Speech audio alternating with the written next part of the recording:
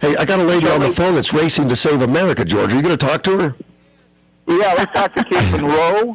Kate Monroe is running in San Diego, California right now. She's from Northern California, and this is for our local thing. She's a Marine, and has been working with a group called, and she founded it, Veterans First.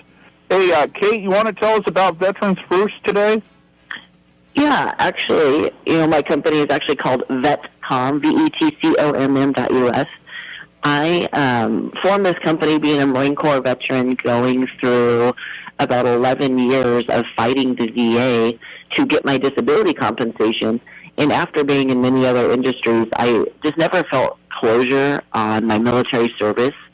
And I opened a car dealership, actually, and on the side of the building it said, veteran owned and operated. So veterans up in Oceanside would come in droves, and in trying to put together their car deal, they would be short the income. And I would say, hey, do you have any disability compensation? They had no idea what I was talking about. Oh, wow. And so I said, man alive, well, how about I get you your disability compensation? I know how to do it. And about 200 people later, I said, is anybody rated for disability compensation, like in the whole planet?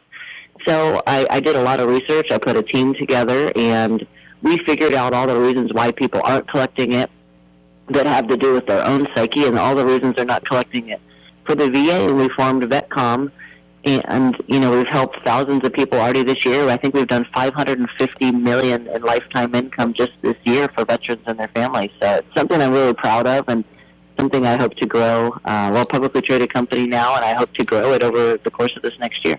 Well, what are you doing in California, Kate? That's a... I grew up, as you said, in Northern California, a little town called Redding. Went to Christian college up in Oregon, but I didn't really know what I wanted to be necessarily in life. I knew I wanted to be successful and help people. So that summer I came home after my first year in school and said, I want to go in the military. I want to serve my country. I can figure out what I want to do. And so inevitably I ended up in the Marine Corps of all of the services. Crazy story how I went into the Marine Corps, but the Marine Corps led me to boot camp in Parris Island, South Carolina. Then I was actually stationed in Sierra Vista out there in Arizona, where you guys are at the cryptology base that the Army has. So I was Marine Corps intelligence analyst, and then I ended up in Pensacola, Florida. And absolutely had the best time in Florida, but I wanted to get back to the West Coast where my family lives, and I ended up in San Diego, and I've actually been here this year for 20 years. So I love San Diego, but there are other, I would say, a little more fun, relaxed places you could live in the country, that's for sure. we call it the left coast, if that's all right. I call it the left coast as well. I am running as a Republican, so I can say that. and now that's for California's 49th district. That's for a state representative or No, it's a federal seat. And I have Representative Michael Carbone in front of me that represents, what district do you represent in Arizona? It's District 25. 25 in Arizona, yeah. District 25. Oh, but you're state. No, that's right. You're state. Yeah, state, but he's a state representative. Okay, that's right. Yeah. So far. It was fun, a lot of people actually ask me, because I do so much work in California, especially on homelessness, like homeless, drugs, lawlessness. I'm very vocal on the news about it. And everybody in my state wishes I would run for something in the state, but I said, it's a systemic failure across the country, homelessness. It's not just a California thing. The border, I work on the border issues. That is a federal issue. The economy is a federal issue. So I just said, if I'm going to work especially on Veterans Affairs, which affects everyone in the nation who served, it's something I really need to do at the federal level, and that was one of the big reasons I made that choice and didn't go just state, but, who knows. Yeah. Now, you still have the auto business and everything? No, actually, it's funny. I was in the auto industry on and off for almost a decade, from being a salesperson in a store all the way to being a dealer principal owner. But I opened my store about 2 months before COVID hit. So you can imagine the timing was really special. Not good. It was really good. And we had to close down here in San Diego, and I closed the store down for a day, sat in the store by myself with the lights off, so, nobody would come by, and I got a whiteboard out about the size of a whole wall, and I sat and mapped out how I could stay open, and I became an essential business by hiring a DMV clerk. And I stayed open and everyone else was closed, and I sold, 120 or so used cars a month and absolutely crushed it. But then when everything opened back up again, I wasn't the big fish anymore, and it was hard to buy cars, so I actually ended up selling probably the best time that I possibly could have sold right before the car industry, kind of tanked for a while. It was good timing, but no, I do not still own the store. Smart. Yeah. Very, very good. And what made you get into politics? I guess it was just your veteran connection and the border. Those are your big issues. Yes. Well, I think the big issue for me is I would say Veterans Affairs and homeless, drugs, lawlessness, the border. Because I'm running on the pillars of safety. People want to have physical safety. They want to have personal safety, safety with their health. And those are things that I think everyone can agree on. It doesn't, veterans issues are nonpartisan. But I think what started it was about a year and a half ago, I started to craft the framework of the Veteran Entrepreneur Act and get that all buttoned up and handed off to all the good, congressmen there that work on these issues federally that can actually write the legislation and get it going, and it's actually been introduced. And I went back and forth to D.C. a ton, getting bipartisan buy-in for this framework that would allow veterans to use their GI Bill to start a business. I'm actually part of the pilot program. We run the veterans through and get them their funds and get them staged, financially to go on to the next stop, which is to get their SBA loan and get their funds from the GI Bill. So there's actually a pilot program that we're running kind of behind the scenes to prove concept. But after crafting the framework, for a bill and it being introduced, I started to go, maybe this is something that I have a knack for. And then I started to weigh in on other legislation, and then in working with veterans, we decided to make a charity called House the Heroes to help homeless veterans who are in transition get their funding from the VA so that they could get traction and go on with their life. And I think when I went out and actually started talking to homeless people, I think I've talked to about 800 to 1,000 of them now all across California, I couldn't just turn a blind eye to the fact that we have 1.3 million veterans either homeless or at the brink of homeless in the country. Yeah. It's a really big issue. And then lastly, I have a son, he's 6 years old. Oh. And last year I'm a mom. Yeah. I started a little late in life, but my child's very important to me. I'm a Reagan era kiddo, and I had one of the best childhoods in the 80s, and that America just doesn't exist for my son.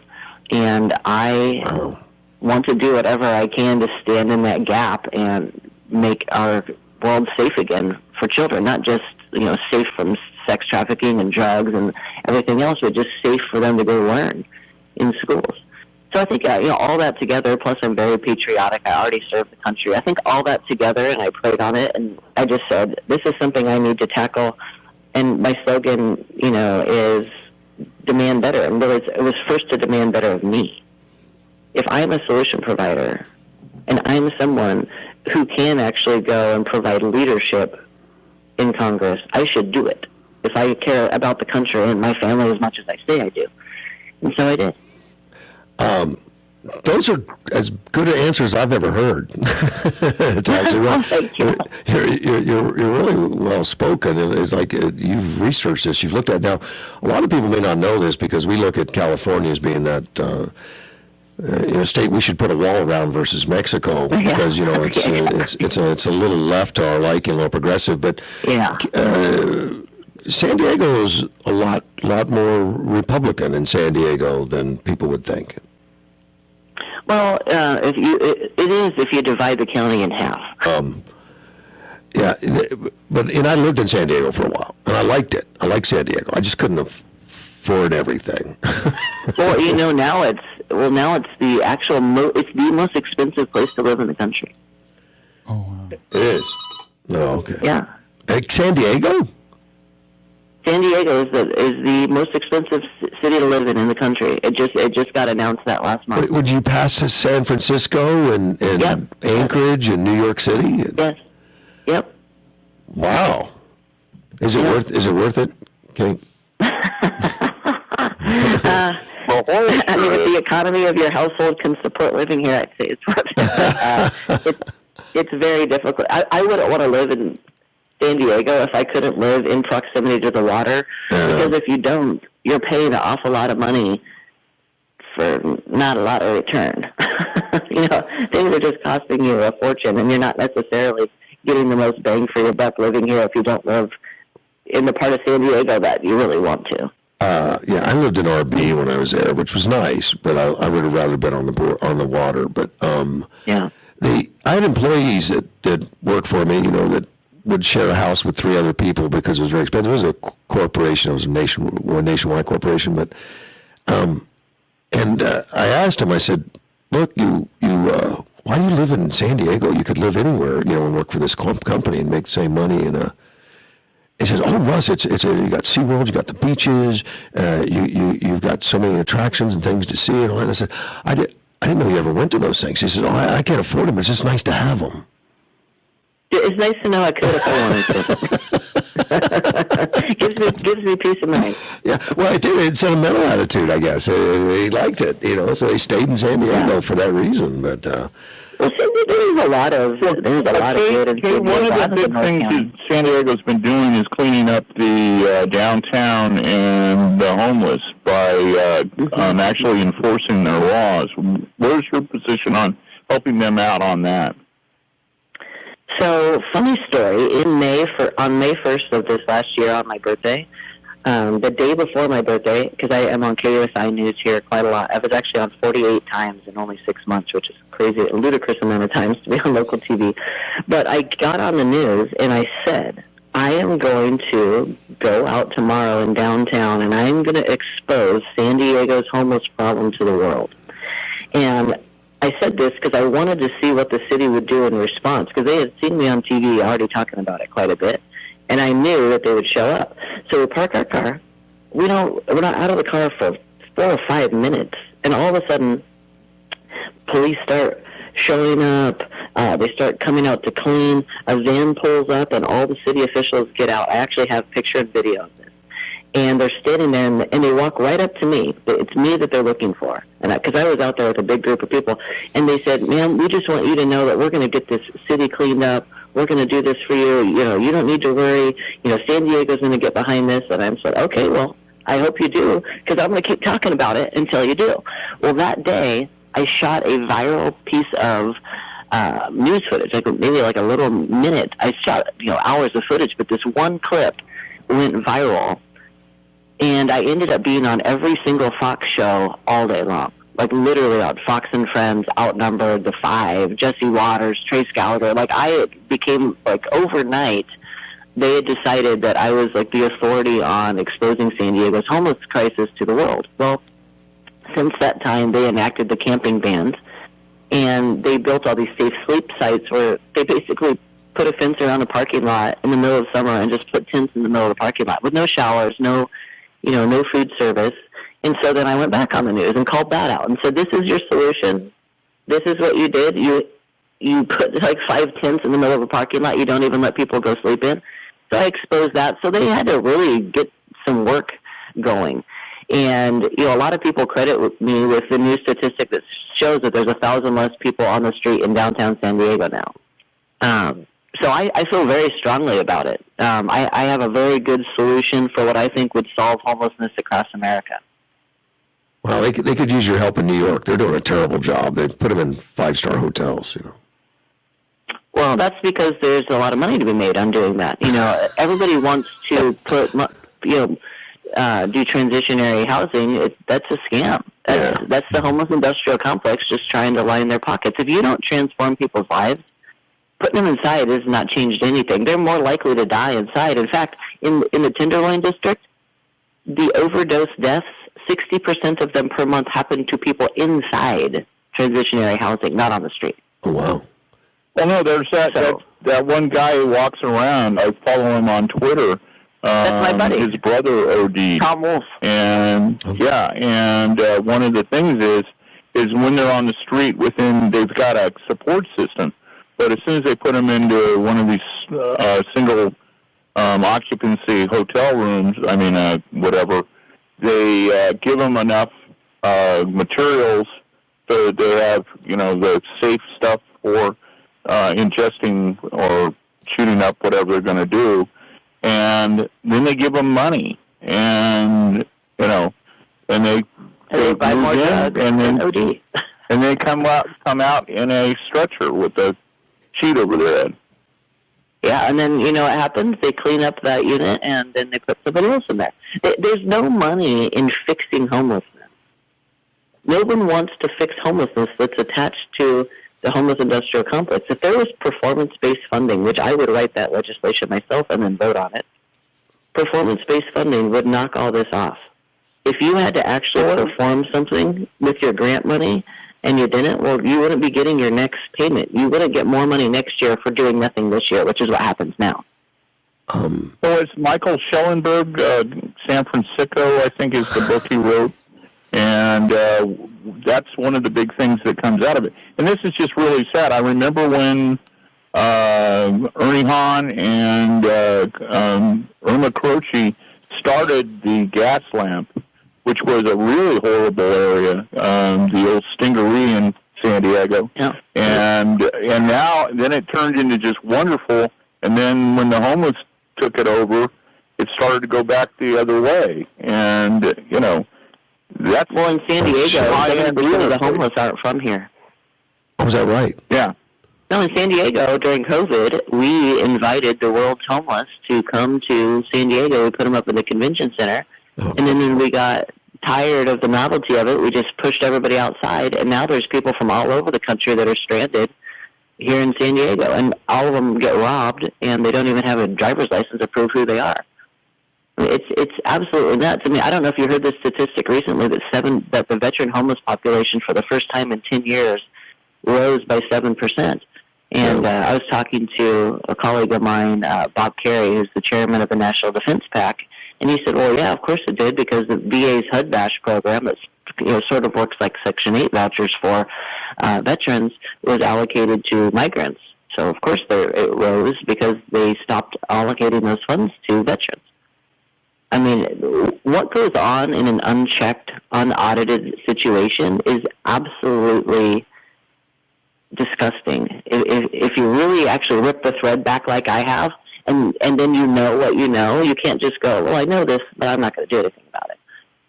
I'm one of those people, if the train is coming and everybody's on the tracks, as a Marine, I'm going to go and get everyone off the tracks. And that is what is happening, in our country right now. We're going off the rails. We've all noticed, Kate. We need to get you elected, I think. How do we help you, Kate? Well, I think people can, go and look into me at kateforcongress.com. Obviously, when you're running, you need donations. But what I need more than that is I want people to take the time. If you get on kateforcongress.com, there's a ton of information about what I actually think, what my solutions are to issues, why I am running. Because I just said this to someone yesterday, when I win, I want it to be because people actually did know who I was and did know what I stood for, and they still voted for me. They voted for me because they're tired and nice. People want 911. Their country's burning. They want someone like me who will get things done, whatever it takes. And that's what I want people to know about me. I'm not just going to go raise my little paw and vote yay or nay when I get there. I'm going to arrive violently and get things done. I'm a Marine Corps leader. We just have a different kind of way about us to get things done, and we will not stop until it is. So that's what could help me. If people go to kateforcongress.com and find out more about me and tell their friends, hey, I don't care, I might live in Arizona, but I know somebody that lives in the 49th district. I'm going to call them and tell them they need to vote for Kate. I appreciate time. George, I'm running out of time, buddy. Are you still there, George? I think. Yeah, I'm still here. Hey, can we get a website, Kate, that we can go to if we want to help you out? She just gave it to us. Yep, Kate4Congress.com. And also, Okay, if you're a ready to go. veteran, if you're a veteran and you need my help, go to VETCOMM.us, VETCOMM.us. Thank you so much. I appreciate your service. Thanks for coming on. Everybody have a great weekend and have a great week. Thank you, sir. Bye-bye. You as well. Have a great day.